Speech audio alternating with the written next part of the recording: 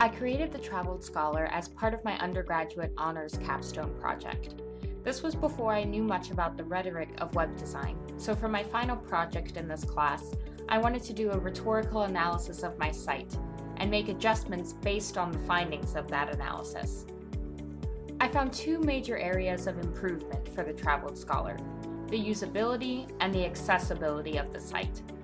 Before I show you the changes I made, I wanted to give you a tour of my site as it looked before I started this project.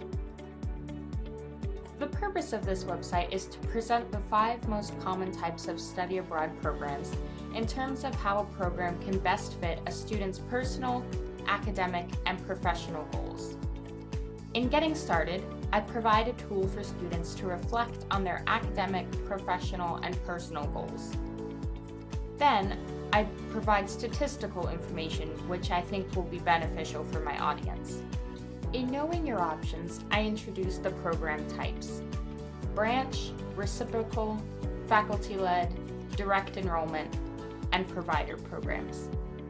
When a user clicks on a particular program type, let's say reciprocal exchange programs, the user finds a description of the program type, pros and cons of that particular program type as it relates to a student's goals, and an example program, which opens in a new tab.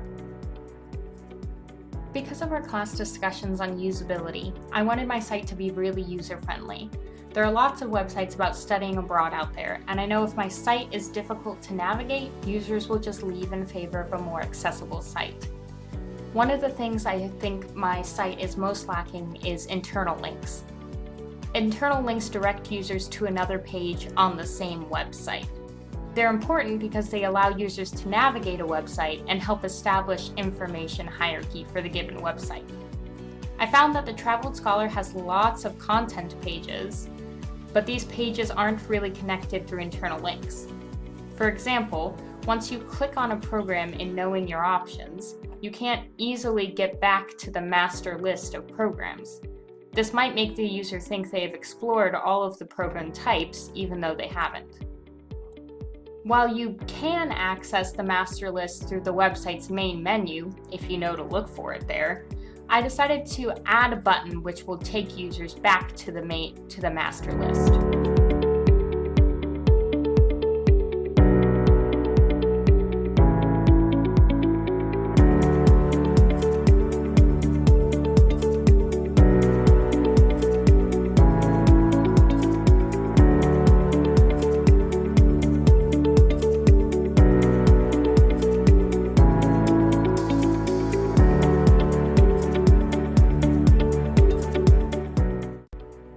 Reconsider the accessibility for my site as I looked at the pros and cons component for each page. I noticed that they can be a bit difficult to read since you can't easily magnify the text and retain the clarity of the image. Since the pros and cons were uploaded as JPEG files, I was concerned that screen readers would not be able to access this information. I decided to change all of the JPEG files to PDF files. This makes the content more accessible to all users. Furthermore, it allows users to print out or save the files. Adding this feature not only makes my site more accessible, but it contributes to the value of my site as a research tool.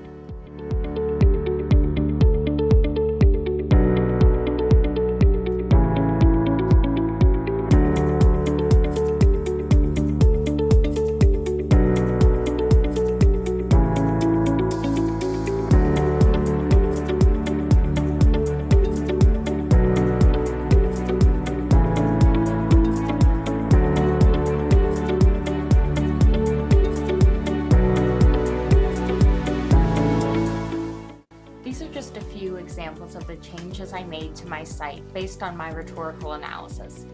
Check out the Traveled Scholar via this link to see more of my changes.